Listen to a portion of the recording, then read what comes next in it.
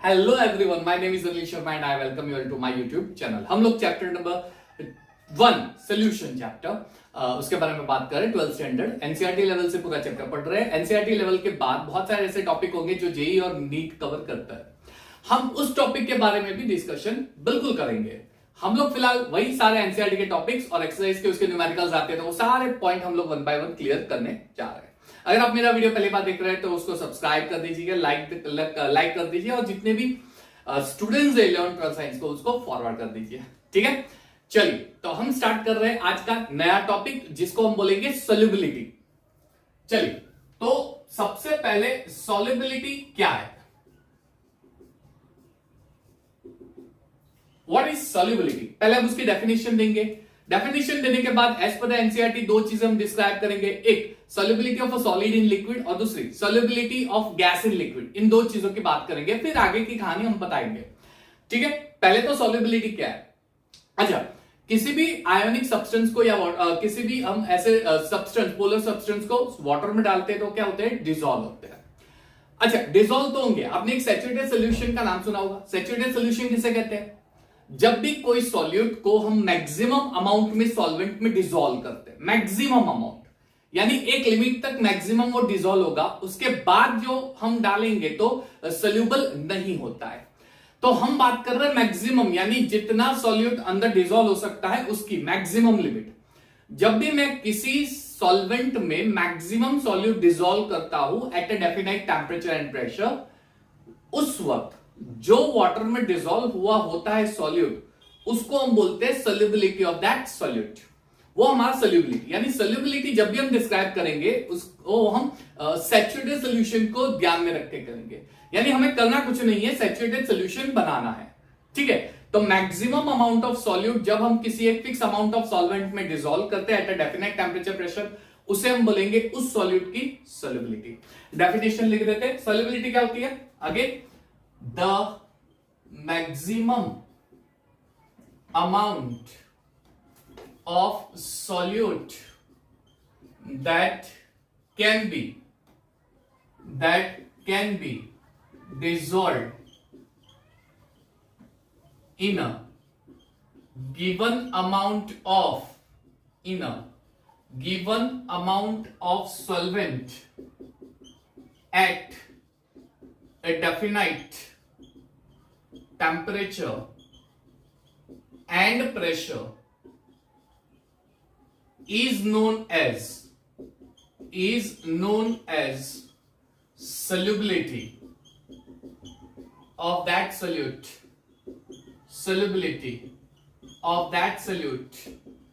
in a solvent. That is preparation of saturated solution. ठीक है, NaCl ले लिया, वाटर में डाल लिया, शुगर ले लिया, वाटर में डाल दिया, है ना। तो जब भी मैं किसी सॉल्यूट को सॉल्वेंट में डालूंगा तो उस गिवन अमाउंट ऑफ सॉल्वेंट में जितना मैक्सिमम सॉल्यूट डिसॉल्व होगा वो उस सॉल्यूट की सॉल्युबिलिटी इनफैक्ट कुछ है नहीं, कंसेंट्रेशन ही है, लेकिन डिसॉल्व सॉल्यूट का कंसेंट्रेशन। ये चीज इक्विलिब्रियम चैप्टर के अंदर आपने सीखी होगी, चैप्टर नंबर 7 था स्टैंडर्ड 11 में।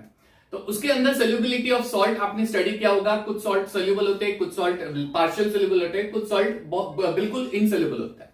तो हम उसी सॉल्यूट की बात कर रहे हैं। यहां पे हम लोग maximum amount of solute dissolve कर रहे हैं। तो जो maximum amount of solute given amount of solvent में डिसॉल्व होता है एट अ डेफिनाइट टेम्परेचर।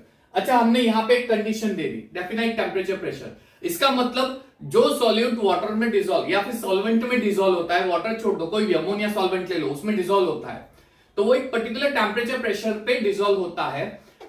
अगर मैं टेम्परेचर प्रेशर चेंज करूंगा तो सोल्युबिलिटी को अफेक्ट करेगा, वो मैं बाद में बात करता हूं। इसलिए यहां पे डेफिनेट टेम्परेचर प्रेशर मेंशन करना जरूरी है, क्योंकि ये एक ऐसा फैक्टर है जो सोल्युबिलिटी को अफेक्ट कर सकता है। ठीक है, तो सोल्युबिलिटी क्या है? जो डिसॉल्व सॉल्यूट होता है, उस डिसॉल्व सॉल्यूट को हम बोलते हैं सोल्युबिलिटी, उसकी सोल्युबिलिटी, उसका कंसेंट्रेशन, उसके मोल्स जो डिसॉल्व होते हैं वो सोल्युबिलिटी, यानी मोल पर लीटर के फॉर्म में हम लोग सोल्युबिलिटी फाइंड आउट करते हैं, मोल पर लीटर। चलिए, जब मैं सोल्युबिलिटी की बात करूंगा तो यहां पे एज पर द एनसीईआरटी हम दो चीजें बात करेंगे। एज पर द एनसीईआरटी हम दो चीजें, solubility of a solid in a liquid और solubility of a gas in a liquid। हम दो चीजों के बारे में बात करने वाले हैं, सॉलिड को लिक्विड में सोल्यूबल करेंगे, गैस को लिक्विड में सोल्यूबल करेंगे, हम उसकी बात करेंगे। चलिए यहां पे पहला केस ले लेते हैं, solubility of a solid in a liquid solvent। समझना ध्यान से, ठीक है। डेफिनेशन यही रहेगी, फर्क क्या करना है हमें, सॉल्यूट जो है वो सॉल्यूट है, सॉलिड के फॉर्म में, यानी यहां पे जो सॉल्यूट होगा उसको हम ग्राम में ले लेते हैं। Clear. The maximum amount of solute in gram that can be dissolve in a given amount of liquid in litre या फिर इन ml, लिक्विड स्टेट है ना, उसे हम बोलते हैं solubility of a solid in a liquid. तो डेफिनेशन यही छापनी है, यही सीधे लिख देनी है। पर कितना है, सॉल्यूट ग्राम में होना चाहिए, यहाँ पे डिसॉल्व जो जिस सॉल्वेंट में हो रहा है वो लिक्विड स्टेट में होना चाहिए। क्लियर। चलिए सॉल्युबिलिटी, कुछ ऐसे फैक्टर्स है जिसके ऊपर सॉल्युबिलिटी डिपेंड करेगा, factors responsible for the solubility. चलो कौन कौन से फैक्टर्स है। Number 1, nature of A solute in a and a solvent, nature of a solute and a solvent। दूसरा, temperature, and last one, pressure। चलिए 3 ऐसे फैक्टर है जिसके ऊपर सॉल्युबिलिटी डिपेंड करता है, 3 फैक्टर। क्लियर। सबसे पहले फैक्टर की बात करेंगे। अच्छा, पहला फैक्टर कौन सा है, nature of a solute and a solvent। Clear. Nature, बच्चों एक चीज याद रखना, like solute always dissolves in like solvent, like solute always like solvent में डिसॉल्व होता है, सॉल्यूट लाइक सॉल्वेंट। यहां पे जब मैं लाइक की बात करता हूं तो यहां पे मैं बात करता हूं उनके नेचर की, यानी या तो वो पोलर होना चाहिए या फिर वो नॉन पोलर होना चाहिए। तो लाइक डिसॉल्व इन लाइक, तो यहां पे जो लाइक वर्ड यूज किया है ये पोलर नॉन पोलर के अकॉर्डिंग यूज किया गया है।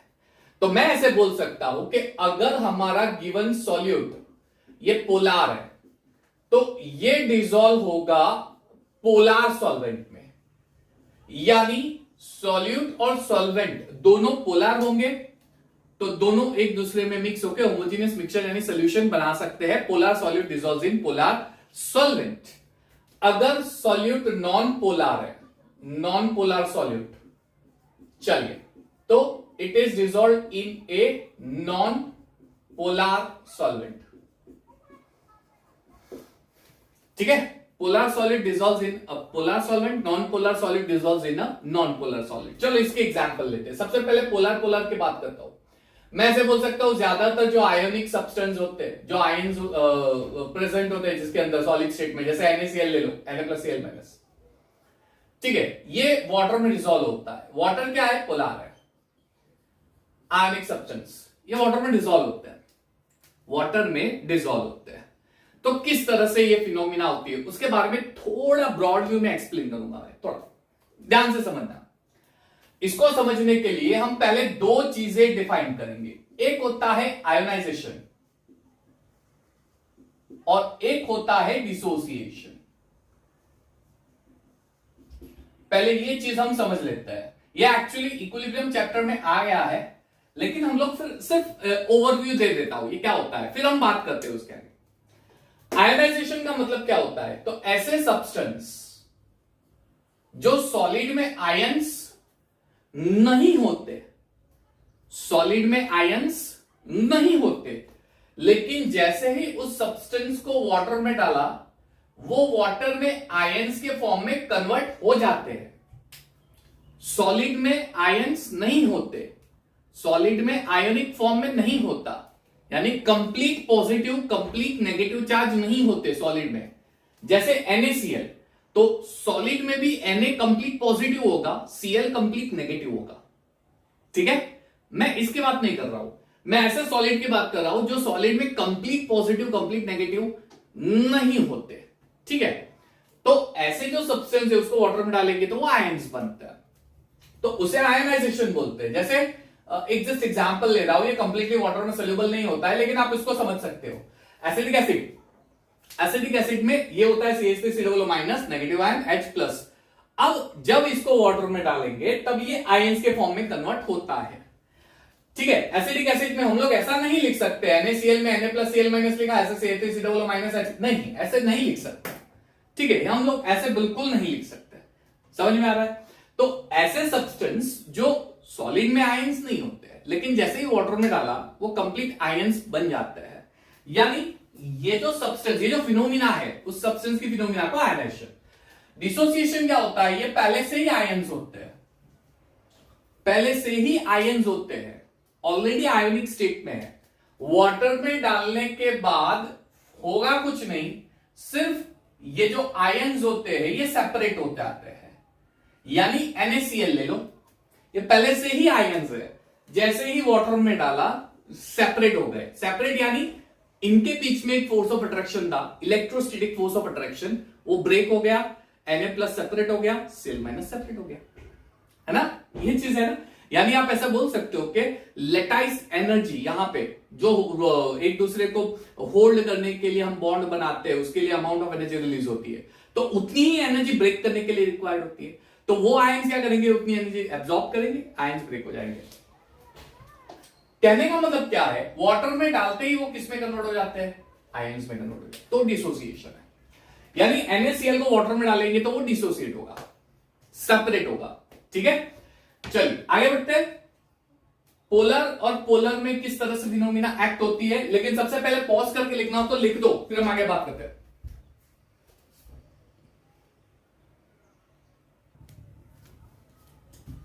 चलिए तो हम आगे बढ़ते हैं।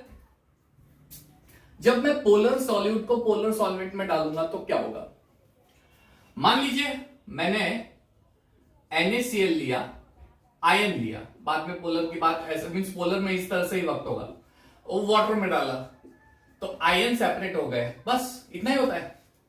आयन सेपरेट होता है, इतना ही होता है नहीं। यहां पे होता क्या है बच्चों, जो आयन बनते हैं सेपरेट होते हैं, तो उसमें क्या होगा, उसमें ऐसा होता है कि जो आयन बना है उस आयन के आसपास वाटर मॉलिक्यूल जो है वो अरेंज हो जाता है कुछ इस तरह से, यानी the ions are surrounded by water. Same way Na+ के जैसे जैसे Cl-, Na+ के जैसे जैसे क्या हो जाता है, तो Cl- हो जाता है ना। अब मैं यहां पे क्या बोल सकता हूं कि Na+ और वाटर के बीच में एक, ये जो डॉटेड लाइन दिख रही है आपको, ये एक फोर्स ऑफ अट्रैक्शन है जो एक दूसरे को खींच रहे हैं। Na+ वाटर को, वाटर Na+ को खींच रहे हैं, यानी यहां पे एक फोर्स ऑफ अट्रैक्शन डेवलप हुआ, और जब ये फोर्स ऑफ अट्रैक्शन डेवलप होता है तब इसमें से एनर्जी रिलीज होती है, उस एनर्जी को हम बोलते हैं हाइड्रेशन एंथैल्पी, इसे हम हाइड्रेशन एंथैल्पी बोलते हैं, ठीक है। तो पहले तो आयन के बीच का फोर्स, लेटाइस एनर्जी, ठीक है, एनर्जी एब्जॉर्ब की, बॉन्ड ब्रेक हो गया, उसके बाद यहां पे एक फोर्स ऑफ अट्रैक्शन क्रिएट होता है, दैट इज हाइड्रेशन एंथैल्पी। इसका मतलब ये हो गया कि जैसे ही पोलर सॉल्यूट को पोलर सॉल्वेंट में डाला, दोनों ही एक दूसरे के ऑपोजिट, यहां पे ऑक्सीजन पार्शियल नेगेटिव होता है, तो दोनों ही एक दूसरे के ऑपोजिट चार्जेस को खींचते। Na+ है, वाटर में ऑक्सीजन नेगेटिव है, तो पॉजिटिव और नेगेटिव क्या करेंगे, एक दूसरे को खींचेंगे, अट्रैक्ट करेंगे। तो पोलर पोलर में डिसॉल्व क्यों होता है, क्योंकि वहां पे उन दोनों को चाहिए ऑपोजिट चार्ज जो मिल जाते हैं। पोलर पोलर उनमें ऑपोजिट चार्ज एक दूसरे को अट्रैक्ट करते हैं, ठीक है। अब डिटेल में जाएंगे नहीं, 11th स्टैंडर्ड में ये चीज आपने स्टडी कर ली है फोर्स ऑफ अट्रैक्शन के बारे में। तो ऑपोजिट फोर्स ऑफ अट्रैक्शन एक दूसरे को खींचते, तो डिसोल्यूशन होने के बाद वहां पे आयंस, या फिर आप ऐसा बोल सकते हो कि जो पोलर सॉल्यूट था वो ब्रेक होकर जो आयंस बना रहे उनका और सॉल्वेंट के ऑपोजिट चार्ज का फोर्स ऑफ अट्रैक्शन क्रिएट होता है, उनके बीच में फोर्स ऑफ अट्रैक्शन क्रिएट होता है। आयो समझ में आ रहा होगा, है ना। तो पोलर डिसॉल्व इन पोलर, उसका रीजन क्या हो गया, तो कुछ ये है, दोनों के एक दूसरे का ऑपोजिट चार्ज एक दूसरे को अट्रैक्ट करेंगे, क्लियर। एक होता है non polar dissolve in non polar, तो उसमें क्या होगा, नॉन पोलर में सॉल्यूट सॉल्यूट अट्रैक्शन होता है क्योंकि नॉन पोलर होते हैं। सॉल्यूट और सॉल्वेंट भी एक दूसरे को अट्रैक्ट करते हैं क्योंकि वो भी नॉन पोलर होता है, और सॉल्वेंट सॉल्वेंट भी अट्रैक्शन होता है क्योंकि वो भी नॉन पोलर होता है। कहने का मतलब क्या है, सारे नॉन पोलर एक दूसरे को अट्रैक्ट करते हैं। सॉलिड सॉलिड यानी नॉन पोलर को जब नॉन पोलर सॉलिड को जब नॉन पोलर सॉल्वेंट में डालते हैं तो कुछ इस तरह से फिनोमिना हमें दिखाई दे सकती है। वहां पे भी फोर्स ऑफ अट्रैक्शन होता है, वो होता है लेंडन फोर्स ऑफ अट्रैक्शन, है ना। हमने देखा था डिस्पर्शन फोर्स ऑफ अट्रैक्शन, एक दूसरे को अट्रैक्ट करेंगे। क्लियर है। तो पहला केस सॉलिड में आया, like dissolves in like, polar dissolves in polar, non polar dissolves in non polar. ये क्या लिखने की जरूरत नहीं है। सेकंड फैक्टर पे बात करते हैं। चलो सेकंड फैक्टर कौन सा है, तो सेकंड फैक्टर है टेम्परेचर।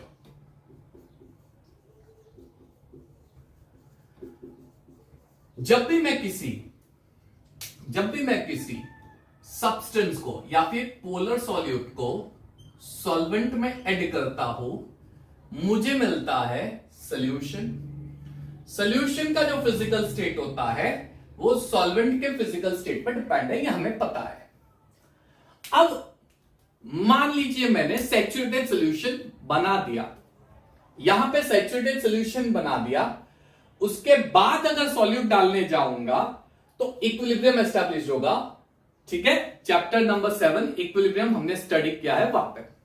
मैक्सिमम डिसॉल्व होने के बाद इक्विलिब्रियम एस्टैब्लिश होता है, समझ में आया। अब सपोज इस सॉल्यूशन में, यानी सॉलिड सॉल्वेंट को डिसॉल्व करने के बाद सॉल्यूशन बनाया, तो उसका मैं टेम्परेचर इंक्रीज करता हूं। अब अच्छा क्वेश्चन ये आता है, क्या मैं टेम्परेचर इंक्रीज करता हूं तो सोल्यूबिलिटी इंक्रीज होगी? सोल्यूबिलिटी इंक्रीज होने का मतलब क्या है, जो पोर्शन अनडिसॉल्व फॉर्म में है वो भी डिसॉल्व हो जाना, मैक्सिमम डिसॉल्व हो जाएगा। उसके बाद कुछ पार्ट अनडिसॉल्व रहेगा, कुछ पार्ट अनडिसॉल्व सॉलिड फॉर्म में नीचे कलेक्ट हो जाएगा अनडिसॉल्व, कुछ पार्ट अनडिसॉल्व रहेगा। टेम्परेचर इंक्रीज करने से अनडिसॉल्व पार्ट डिसॉल्व हो जाता है, ये एक केस होगा। ज्यादातर हम सोचते हैं कि हाँ सर यही होगा, स्टूडेंट जो होते हैं वो सोचते हैं हाँ सर यही होता है। जैसे शुगर ले लो, मैंने ग्लास ऑफ वाटर लिया, 1 टेबल स्पून शुगर डाला, डिसॉल्व हो गया। Second table spoon sugar dissolve हो गया, third table spoon sugar dissolve हो गया। डालते गया मैक्सिमम सोल्यूबल हो गया। मैक्सिमम सोल्यूबल होने के बाद 1 मोर टेबल स्पून डालता हूं तो अब सोल्यूबल नहीं होगा, हम ऐसा बोलते हैं।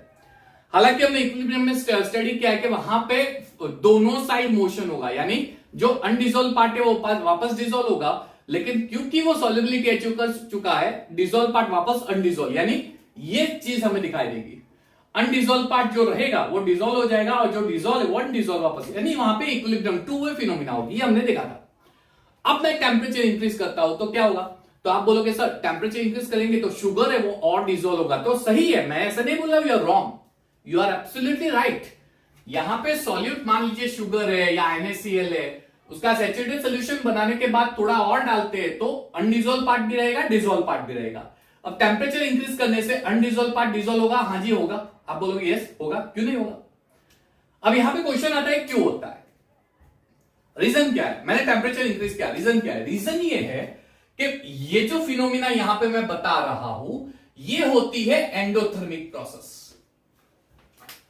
एंडोथर्मिक प्रोसेस का मतलब हुआ कि रिएक्टेंट साइड हम एनर्जी दिखाते हैं, एनर्जी एब्जॉर्ब करता है, एनर्जी एब्जॉर्ब। एंडोथर्मिक यानी processes in which energy is absorbed.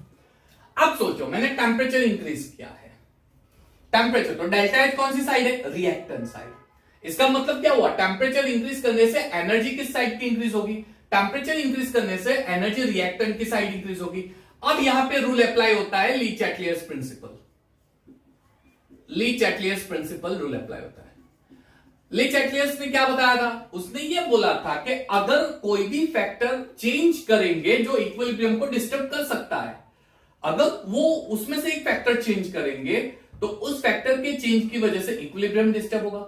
जब इक्विलिब्रियम डिस्टर्ब होता है तब वहां पे वापस वन वे फिनोमिना स्टार्ट होती है। इक्विलिब्रियम में क्या है, टू वे फिनोमिना है ना, लेकिन फैक्टर चेंज करने से वन वे फिनोमिना स्टार्ट होती है। वन वे फिनोमिना कहां स्टार्ट होगी, तो ये तो या रिएक्टेंट टू प्रोडक्ट होगा या प्रोडक्ट टू रिएक्टेंट, डिपेंड वो फैक्टर किस साइड इफेक्ट कर रहा है। वन वे फिनोमिना स्टार्ट होगी और ये फिनोमिना तब तक चालू रहेगी तब जब तक उसका इफेक्ट नलिफाई नहीं हो जाता, तब तक उसका इफेक्ट निग्लेक्ट नहीं हो जाता और वापस नए इक्विलिब्रियम सेट नहीं होता। अब यहां पे टेम्परेचर इंपॉर्टेंट फैक्टर है, टेम्परेचर मैंने इंक्रीज कर दिया यानी इक्विलिब्रियम को डिस्टर्ब करेगा, क्योंकि टेम्परेचर है, कंसेंट्रेशन है, प्रेशर है, ये सब इक्विलिब्रियम को डिस्टर्ब करते हैं। तो टेम्परेचर इंक्रीज करने से इक्विलिब्रियम डिस्टर्ब होगा, इक्विलिब्रियम डिस्टर्ब हुआ यानी रिएक्शन वन वे हो जाएगी। अब कौन सी साइड होगी, तो डेल्टा एच रिएक्टेंट साइड है, यानी इस टेम्परेचर का इफेक्ट कहां पे दिखेगा, रिएक्टेंट पे दिखेगा, इसलिए रिएक्शन की वन वे साइड कौन सी होगी, प्रोडक्ट साइड, है ना। तो जब भी एंडोथर्मिक रिएक्शन होती है तब टेम्परेचर इंक्रीज करने से रिएक्शन जो है वो फॉरवर्ड डायरेक्शन में शिफ्ट होती है, फॉरवर्ड डायरेक्शन में मूव होता है। अब ये कब तक रहेगा, जब तक ये टेम्परेचर जो इंक्रीज किया है उसका इफेक्ट नलिफाई नहीं हो जाता, और नलिफाई होने के बाद नया इक्विलिब्रियम सेट नहीं होता। अब हुआ क्या यहां पे, अनडिसॉल्व पार्ट है, इक्विलिब्रियम शिफ्ट हो रहा है राइट हैंड साइड, यानी अनडिसॉल्व पार्ट किसमें कन्वर्ट हो रहा है, डिसॉल्व पार्ट में। बात समझ में आ रहा है, यानी टेम्परेचर इंक्रीज करने से सोल्यूबिलिटी इंक्रीज हुई, क्योंकि अनडिसॉल्व पार्ट भी डिसॉल्व होने लगा, number of ions, number of moles increase होने लगे जो सोल्यूबल हो गए, सही है।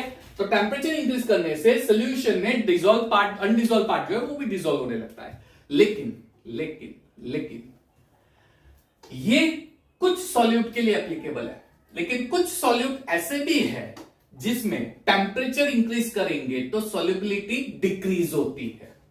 अब ये पार्ट हमारे एनसीईआरटी में नहीं दिया है, ये जेईई मेंस और नीट लेवल का टॉपिक है, उसे हम बोलते हैं सॉल्युबिलिटी कर्व।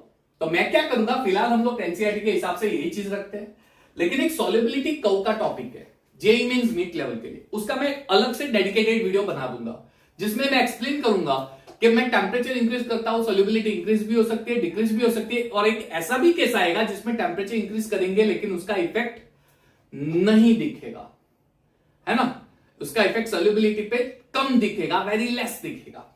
तो ये तीन केस होते हैं, लेकिन वो केस हम लोग जेईई मेन नीट लेवल का एक अलग डेडिकेटेड वीडियो में एक्सप्लेन कर देंगे। फिलहाल एनसीईआरटी के हिसाब से इतना याद रखना है, ठीक है। और लास्ट है प्रेशर। बच्चों प्रेशर से क्या होगा, भाई कुछ भी नहीं होगा। मुझे एक बात बताओ, प्रेशर फैक्टर कौन से फिजिकल स्टेट के लिए एप्लीकेबल है, सॉलिड, लिक्विड, गैस, किसके लिए, है ना, गैसियस स्टेट के लिए। जब मैं प्रेशर अप्लाई करता हूं तो किसको अफेक्ट करेगा, गैस को अफेक्ट करेगा, सॉलिड लिक्विड को नहीं करता है। प्रेशर अप्लाई करने से सॉलिड या लिक्विड के वॉल्यूम में चेंज शायद लिक्विड में आएगा, लेकिन वो तो 1000 जितना बार प्रेशर अप्लाई करो तो उस लिक्विड के वॉल्यूम में चेंज आएगा। अदरवाइज हम लोग ऐसा बोलते हैं, प्रेशर अप्लाई करने से सॉलिड और लिक्विड पे इतना इफेक्ट नहीं होगा, नेग्लिजिबल इफेक्ट होगा। प्रेशर अप्लाई करने से सॉलिड लिक्विड फिजिकल के स्टेट में वॉल्यूम के ऊपर कोई भी चेंज नहीं दिखेगा, सिर्फ गैस के वॉल्यूम में चेंज दिखेगा। इसका मतलब pressure has no effect on the solubility of solid and liquid, but it effect the gaseous state. यानी जो सेकंड पार्ट है गैस डिसॉल्व इन लिक्विड, उसमें हम लोग प्रेशर को जरूर एक्सप्लेन करेंगे। समझ में आया? तो तीन फैक्टर है, पहला है polar solute in polar solvent, दूसरा फैक्टर है टेम्परेचर, और तीसरा फैक्टर है प्रेशर। हालांकि प्रेशर का कोई रोल है नहीं यहां पे, क्योंकि it will not affect solid as well as liquid state. ठीक है, तो ये पूरा कॉन्सेप्ट है solubility of solid in a liquid state. हमारा जो नेक्स्ट वीडियो लेक्चर होगा उसमें होगा solubility of a gas in a liquid. तब तक के लिए देखते रहिए आप मेरा पूरा वीडियो लेक्चर देखो, आपको बहुत अच्छे से समझ में आएगा। बने रहेगा मेरे साथ, लाइक कमेंट सब्सक्राइब जरूर कीजिएगा। Thank you everyone and have a nice time.